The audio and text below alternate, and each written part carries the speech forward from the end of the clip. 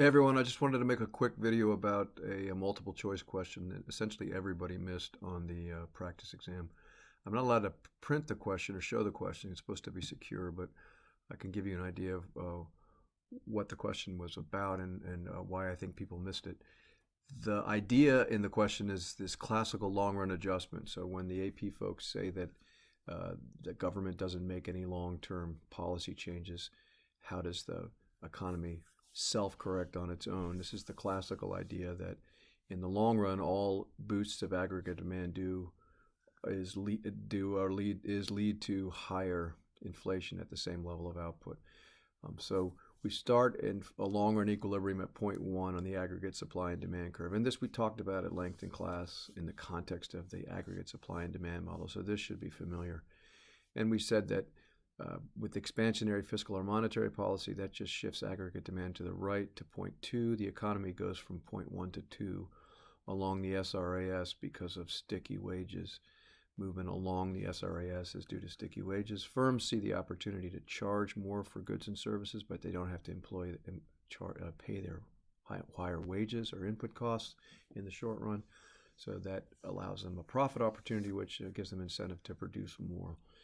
In the long run, though, employees demand a higher wage to make up for the inflation, and because of the fact that they know the firms are making money off them, the wages adjust to reflect the new price levels. That's the movement from 2 to 3 along the aggregate demand 1 curve. And this, we talked about, movement along the aggregate demand curve comes from real balances effect, interest rate effect, and foreign purchases effect. These are relationships between aggregate demand and the inflation level. So as the price level rises because of demands for higher wages, the economy moves from point 2 to point 3 and ends up back at the same output level, the full employment or potential output level, but at a higher price level, PL3. So the long run result of boosting aggregate demand is just inflation.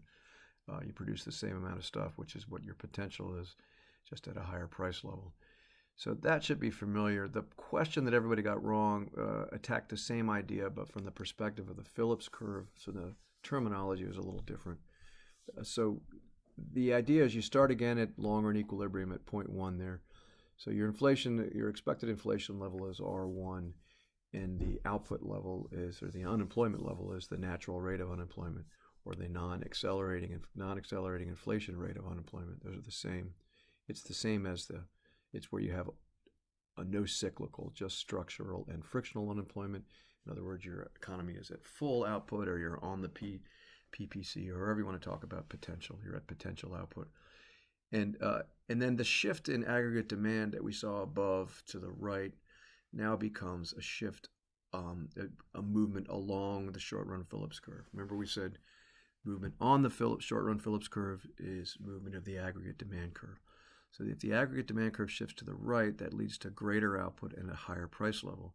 That greater output leads to lower unemployment. So it's a shift left, which is opposite to the direction we went above. That's typical for a Phillips curve. We go left along the short-run Phillips curve to point two, a higher rate of inflation and greater output, which is reflected by lower unemployment. And then the same adjustment takes place, but here we talk about the adjustment in terms of expected inflation. So the idea here in the Phillips curve scenario is that when people see a particular rate of inflation, if employees see 2% or 3% as the new normal, the higher rate of inflation, that becomes their long-run expectation. That gets built into cost of living adjustments. It gets built into interest rates that banks charge. It becomes the new normal. So if people expect inflation to be higher, it actually is higher. So the idea is that expected inflation becomes the actual inflation in real time. In the long run.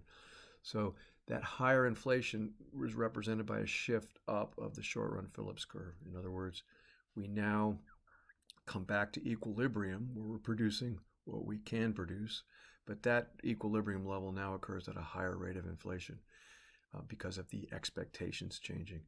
So at that last point 3 there, we're back into equilibrium. We're producing at full employment, but the cause now is thought of as an increase in expected inflation, which is what's leading back to the equilibrium point, the long-run adjustment. So the key phrase down there is here. You might say that the actual rate of unemployment equals the natural rate of unemployment when wages fully adjust to expected inflation. That's the same idea that we talked about above, but now in the context of the Phillips curve.